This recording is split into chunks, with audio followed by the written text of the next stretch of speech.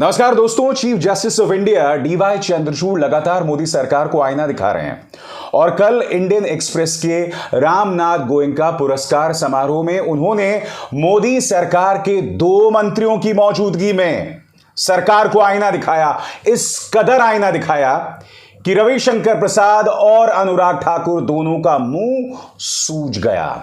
मगर इस कार्यक्रम में मैं आपको यह भी बतलाने वाला हूं दोस्तों कि डीवाई चंद्रचूड़ की अदालत में इस वक्त 2 फैसले हैं और अगर वो 2 फैसले मोदी सरकार के खिलाफ आ गए तो 2024 के लोकसभा चुनावों की तस्वीर पलट सकती है। वो फैसले कौन से हैं मैं आपको बतलाऊंगा दोस्तों, मगर सबसे पहले डीवाई चंद्रचूड़ ने किस तरह से इंडियन एक्सप्रेस के समारोह में मोदी सरकार को आईना बतलाया। उनसे कहा कि पत्रकार का काम होता है सत्ता से सवाल करना और जो पत्रकार सत्ता से सवाल करते हैं उनके खिलाफ हिंसा कभी नहीं की जा सकती। उनका यह दायित्व है सत्ता से सवाल पूछना। मैं आपको बतलाना चाहता हूं, उन्होंने कहा कि सुप्रीम कोर्ट ने बार बार कहा है कि एक देश में आजादी तब तक है जब तक पत्रकार बगैर डरे सत्ता से सवाल कर सके। ये तमाम बातें वो कह रहे थे जब सामने रविशंकर प्रसाद और अनुराग ठाकुर मौजूद थे। देश के सूचना और प्रसारण मंत्री अनुराग ठाकुर, जिन्होंने वो यादगार नारा दिया था, देश के गद्दारों को गोली मारो। जी हां, देखिए डीवाई चंद्रचूड़ किस तरह से कह रहे हैं कि मीडिया इस देश का चौथा स्तंभ है और यह हमारे लोकतंत्र का अभिन्न अंग है। देखिए उन्होंने किस तरह से अपनी बातें रखी, फिर मैं चर्चा करता हूं। A functional and healthy democracy must encourage the development of journalism as an institution that can ask difficult questions to the establishment, as it is commonly known, speak truth to power. The vibrancy of any democracy is compromised when the press is prevented from doing exactly this. The press must remain free if a country is to remain a democracy. I too, myself, find myself disagreeing with many journalists. After all, who amongst us agrees with all other people? But disagreement must not distort into hatred, and hatred must not be permitted to evolve into violence. तो देखा आपने, इस तरह से मोदी सरकार के 2 मंत्रियों की मौजूदगी में, 2 नेताओं की मौजूदगी में, एक नेता एक मंत्री की मौजूदगी में इस तरह से आईना दिखाया दोस्तों। और उन्होंने यह भी कहा कि सुप्रीम कोर्ट में बाकायदा ऐसे कई फैसले दिए हैं जिसके जरिए पत्रकार बगैर डरे सत्ता से सवाल कर सके और हमने उसमें पत्रकार को हिफाजत करने का पूरा प्रावधान दिया है। सुनिए वो क्या कह रहे हैं। The Supreme Court of India has emphasized on the rights of journalists in the number of judgments. In one judgment, the Supreme Court held India's freedoms will rest safe as long as journalists can speak truth to power without being chilled by a threat of reprisal. दोस्तों आप जानते हैं कल जो आयोजन हुआ है Indian express के रामनाथ गोयनका समारोह में, वो खास सिर्फ इसलिए नहीं था कि D Y Chandrachud, chief justice of India D Y Chandrachud ने किस तरह से पत्रकारिता के सही मायने बताए। उन्होंने भारतीय जनता पार्टी की कमजोर रग पर भी हमला किया। उन्होंने फेक न्यूज पर प्रहार किया। उन्होंने कहा कि फेक न्यूज समुदायों के बीच में तनाव पैदा करती है। फेक न्यूज के जरिए लोकतंत्र को न सिर्फ नुकसान पहुंचता है बल्कि कई बार लोकतंत्र बर्बादी के कगार पर भी आ जाता है। सुनिए फेक न्यूज के बारे में उन्होंने क्या कहा। Across the globe, fake news has the capability to create tensions between communities by misleading people. Therefore, to protect the democratic values of fraternity, which can be damaged if not destroyed through biased reporting, there is a strong need to bridge the gap between the truth and the lie. दोस्तों याद कीजिए, प्रधानमंत्री नरेंद्र मोदी को बुलाया गया था India today के आयोजन में। आपको याद है कि उनके जो प्रधान संपादक हैं अरुण पुरी किस तरह की चाटुकारिता कर रहे थे। या टाइम्स ऑफ इंडिया का एक समारोह था, उसमें समीर जैन टाइम्स ग्रुप के सर्वे सर्वा किस तरह की चाटुकारिता कर रहे थे। मगर कल इंडियन एक्सप्रेस के समारोह में वहां पर उनके संपादक राजकमल झा ने किस तरह से इस सरकार को आईना दिखाया। उन्होंने कहा कि सुप्रीम कोर्ट हमारे लिए एक रोशनी है। उन्होंने सुप्रीम कोर्ट की तुलना नॉर्थ स्टार से की, यानी उम्मीद का सितारा। उन्होंने कहा कि जब भी एक पत्रकार के खिलाफ आतंकवाद की धाराएं लगाई जाती हैं, तब हम हमेशा सुप्रीम कोर्ट की तरफ देखते हैं। मगर आप जानते हैं, जब उन्होंने अपने भाषण की शुरुआत की तो बहुत ही दिलचस्प बात से की। उन्होंने कहा कि आज हम जो भी बात करेंगे बंद लिफाफे में कुछ नहीं होगा। याद कीजिए डीवाई चंद्रचूड़ साहब ने अपने एक अदालती फैसले में क्या कहा था। जब यह सरकार 1 रैंक 1 पेंशन पर सारी बात बंद लिफाफे में गुप्त अंदाज में कहना चाहती थी, तब डीवाई चंद्रचूड़ ने कहा था कि मैं बंद लिफाफा बर्दाश्त नहीं करने वाला हूं। यह ऐसा मुद्दा नहीं है जिसे आप बंद लिफाफे में मुझे दें। और तब मोदी सरकार को कहना पड़ा था कि हम 28,000 करोड़ रुपए अपने सैनिकों को नहीं दे सकते उनके बकाया पेंशन के लिए। याद कीजिए दोस्तों, उस दिन किस तरह से मोदी सरकार एक्सपोज हो गई थी। और इसी मुद्दे को लेकर तंज कसा राजकमल झा ने। सुनिए। We have had the privilege of the presence of the Honorable Chief Justice, and there is absolutely nothing in sealed cover.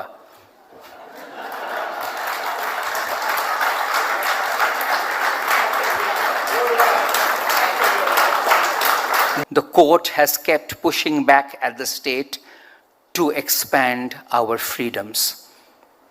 That's why when the lights dim, when a reporter is arrested under a law meant for terrorists, when another is arrested for asking a question, when a university teacher is picked up for sharing a cartoon, a college student for a speech, a film star for a comment, or when a rejoinder to a story comes in the form of a police FIR, we turn to the North Star for its guiding light.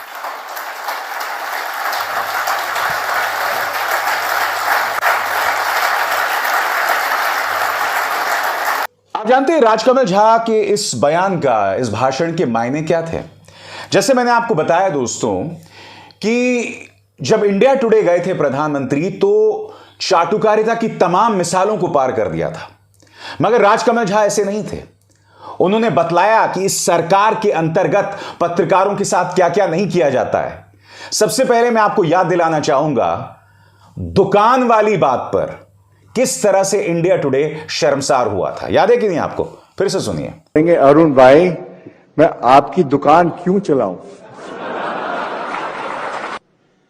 आज आपकी दुकान मैं ही चला लेता हूं। मैं जानता हूं इस मंजर को देखने के बाद आप लोगों के जहन में एक सवाल होगा कि भाई अरुण पुरी के सामने तो प्रधानमंत्री थे, राजकमल झा के सामने प्रधानमंत्री थोड़े ना थे।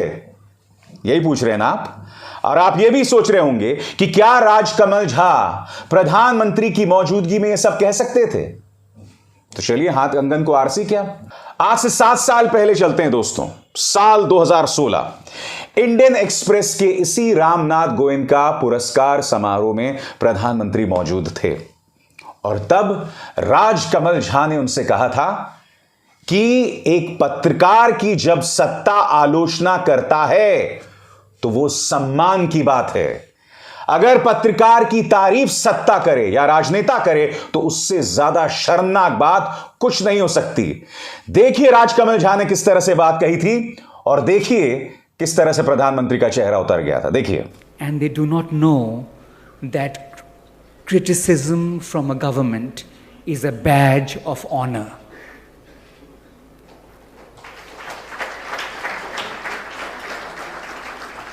So just as they do in smoking scenes in cinema, I think we should have a ticker tape running whenever we hear praise of a journalist, that criticism from a government is wonderful news for journalism. तो जैसा कि आपने देखा दोस्तों कि प्रधानमंत्री की मौजूदगी में भी राजकमल झा ने जो कहा आपके सामने, मगर आज कार्यक्रम का मकसद राजकमल झा ने जो बात कही वो नहीं है दोस्तों। आज कार्यक्रम का मकसद है कि डीवाई चंद्रचूड़ साहब के 2 फैसले किस तरह से मोदी सरकार के लिए मुश्किल पैदा कर सकते हैं और उनका एक अदालती फैसला जिस पर इस वक्त सुनवाई हो रही है उसको लेकर भाजपा का प्रचार तंत्र किस कदर बौखलाया हुआ है। सबसे पहले दोस्तों, आपके स्क्रीन पर कल ही डीवाई चंद्रचूड़ साहब की अदालत से यह फैसला उभर कर आया है, जिस पर मैं चाहूंगा आप गौर करें। बिल्किस बानो दुष्कर्म के दोषियों को सुप्रीम कोर्ट से बड़ा झटका, समय से पहले रिहाई के खिलाफ की जाएगी सुनवाई। दोस्तों, अब इस मामले की सुनवाई एक पीठ करने वाली है और डीवाई चंद्रचूड़ साहब की अदालत ने इस बात को माना है कहीं ना कहीं कि बिल्किस बानो के साथ नाइंसाफी हुई है। याद कीजिए दोस्तों, गुजरात के चुनावों से ठीक पहले किस तरह से 11 लोगों को रिहा कर दिया जाता है और इन 11 लोगों पर बहुत जघन्य आरोप थे। बिल्किस बानो की आंखों के सामने उसके 3 से 5 साल की बच्ची को मौत के घाट उतार दिया गया था। बिल्किस बानो के साथ सामूहिक दुष्कर्म हुआ था, उसकी आंखों के सामने उसके परिवार के कई सदस्यों को मौत के घाट उतार दिया गया था। इतना जघन्य आरोप था दोस्तों, इतना जघन्य अपराध था, आरोप नहीं अपराध। ये 11 लोग जेल गए थे, आरोपी नहीं थे, जेल इन पर गुनाह साबित हो गया था। और फिर किस तरह से गुजरात सरकार ने इन 11 लोगों को प्रणाली की खामी के चलते रिहा कर दिया। अब यह मामला डीवाई चंद्रचूड़ साहब के सामने है और वो कह रहे हैं कि जिस तरह से उन 11 लोगों की रिहाई हुई है, अब उस पर सुनवाई होगी, उस पर चर्चा होगी। मगर भारतीय जनता पार्टी को डीवाई चंद्रचूड़ साहब से इस बात को लेकर मिर्ची नहीं लग रही है दोस्तों। याद कीजिए, आज से कुछ साल पहले स्वर्गीय वित्त मंत्री Arun Jaitley secret electoral bonds लेकर आए थे। सरल शब्दों में कहा जाए तो कोई भी व्यक्ति किसी भी पार्टी को अपना काला धन दे सकता है। गुप्त चुनावी चंदे के जरिए उससे यह नहीं पूछा जाएगा कि यह पैसा कहां से आया, और इसी को नाम दिया गया था सीक्रेट इलेक्टोरल बॉन्ड्स। दिलचस्प बात यह थी दोस्तों कि इसका विरोध रिजर्व बैंक ऑफ इंडिया ने किया था और साथ ही साथ चुनाव आयोग ने कहा था, और दोनों ने एक स्वर से कहा था कि यह सीक्रेट इलेक्टोरल बॉन्ड्स के चलते सत्ता पक्ष को फायदा होगा, विपक्ष को नुकसान होगा। और हो भी यही रहा है दोस्तों। सीक्रेट इलेक्टोरल बॉन्ड्स का जो करीब 70 से 80% भारतीय जनता पार्टी के जेब में जाता है। कभी आपने सोचा है कि किस तरह से विपक्ष की सरकारें गिराई जाती हैं, खरीद फरोख्त होता है, किस तरह से विपक्ष के जो विधायक हैं उन्हें मुंबई से पहले गुजरात ले जाया जाता है और उसके बाद चार्टर्ड फ्लाइट से उन्हें असम ले जाया जाता है और फिर 5 स्टार होटल्स में रखा जाता है। कभी आपने सोचा ये पैसा कहां से आता है? कभी आपने खुद से सवाल किया है कि कहीं ये पैसा सीक्रेट इलेक्टोरल बॉन्ड्स के जरिए तो नहीं आ रहा है? अब मैं आपको बतलाता हूं दोस्तों, इस तारीख पर गौर कीजिए। 11 अप्रैल को chief justice of India D Y Chandrachud इस बात का फैसला करने वाले हैं कि इस मामले को संवैधानिक पीठ के सुपुर्द किया जाए या न किया जाए। यानी कि सीक्रेट इलेक्टोरल बॉन्ड्स पर अब गंभीर चर्चा शुरू हो जाएगी। और अगर इस मुद्दे को लेकर फैसला सीक्रेट इलेक्टोरल बॉन्ड्स के खिलाफ आता है ना दोस्तों, तो यह भारतीय जनता पार्टी की कमर तोड़ने जैसा होगा। क्योंकि अब तक हो क्या रहा था दोस्तों, इन सीक्रेट इलेक्टोरल बॉन्ड्स का जो अधिकतर पैसा बीजेपी की जेब में जा रहा था, और कोई भी व्यापारी अगर विपक्ष को पैसा देता था तो ये लोग अपने तरीकों से पता लगा लेते थे और फिर उन्हें इनकम टैक्स और ईडी के जरिए परेशान किया जाता। ये तथ्य सब जानते हैं। अगर सीक्रेट इलेक्टोरल बॉन्ड्स पर अंकुश लगती है या फिर उसके कई प्रावधानों पर अंकुश लगती है तो यकीनन इसका नुकसान बीजेपी को होने वाला है। यह तो था पहला मामला दोस्तों। अब हम बात करते हैं दूसरे मामले की। याद कीजिए किस तरह से उद्धव ठाकरे की सरकार चल रही थी और फिर रहस्यमय तरीके से उनके तमाम विधायक जो हैं एकनाथ शिंदे के साथ चले जाते हैं और तख्ता पलट हो जाता है। मगर इस तख्ता पलट में एक अहम भूमिका होती है राज्यपाल भगत सिंह कोश्यारी की। कोश्यारी साहब ने कहा था कि विश्वास मत हो सदन के पटल पर। क्या आप जानते हैं कि सुप्रीम कोर्ट में डीवाई चंद्रचूड़ साहब ने राज्यपाल की इस हरकत पर हैरानी जताई है और उन्होंने कहा है कि इससे सरकारों को गिराने में बढ़ावा मिलेगा। चुनी हुई सरकार इसी तरह से गिराई जाती रहेंगी अगर राज्यपाल की भूमिका होगी। मगर उन्होंने उद्धव ठाकरे पर भी सवाल उठाया है। मैं आपको पढ़ के सुनाना चाहता हूं पूरा मामला क्या है आपकी स्क्रीन पर। सुप्रीम कोर्ट ने गुरुवार को आश्चर्य जताया कि वो महाराष्ट्र में उद्धव ठाकरे सरकार को फिर से कैसे बहाल कर सकते हैं, जबकि उसे विश्वास मत हासिल करने की राज्यपाल की कार्रवाई अवैध लगती है। बहुत बड़ी बात कही दोस्तों सुप्रीम कोर्ट ने। वो कह रहे हैं कि भाई हम उद्धव ठाकरे की सरकार को बहाल कैसे करें क्योंकि वो विश्वास मत हार गए, मगर साथ ही साथ उन्होंने ये भी कहा कि राज्यपाल की ये पूरी कार्रवाई अवैध है। कड़े शब्दों का इस्तेमाल हुआ था दोस्तों। मैं आपको बतलाता हूं आगे उन्होंने क्या कहा। सुप्रीम कोर्ट ने इस बात पर भी गौर किया कि पूर्व मुख्यमंत्री ने स्वीकार करते हुए कि वे अल्पमत में थे, शक्ति परीक्षण का सामना किए बिना ही इस्तीफा दे दिया था।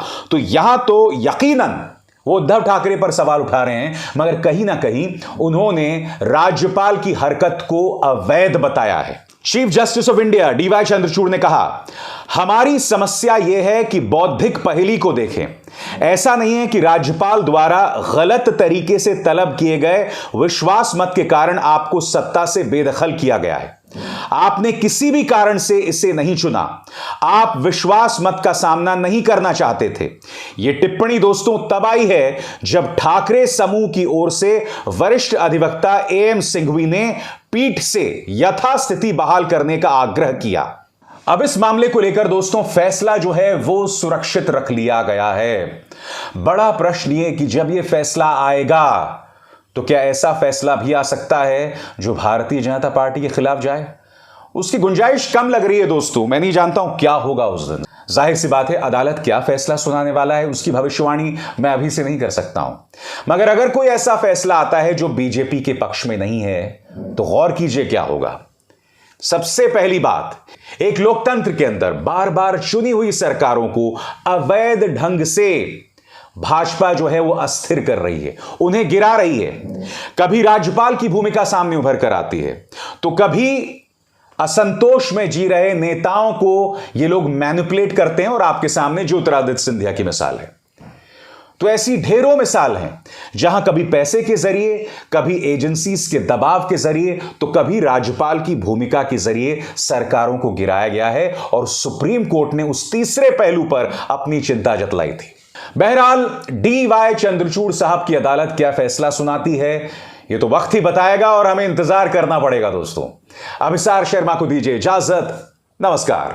स्वतंत्र और आजाद पत्रकारिता का समर्थन कीजिए, सच में मेरा साथी बनिए। बहुत आसान है दोस्तों, इस ज्वाइन बटन को दबाइए और आपके सामने आएंगे ये 3 विकल्प, इनमें से एक चुनिए और सच के इस सफर में मेरा साथी बनिए।